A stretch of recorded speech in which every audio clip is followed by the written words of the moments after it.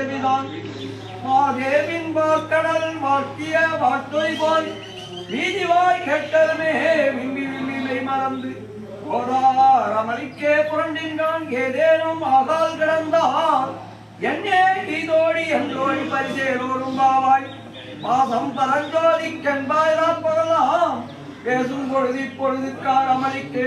நேசம் வைத்தினையோ நேரிடையே சீச்சீவையோ விளையாடி கூடமல பொற்பாம் தந்தருளும் வந்தருளும் தேசம் சிவலோகத்தில்லை சிற்றம்பலத்து ஈசனார் கெம்பாரேரோரும் பாவாய் முன்னெதிரிழந்த அத்தன் ஆனந்தன்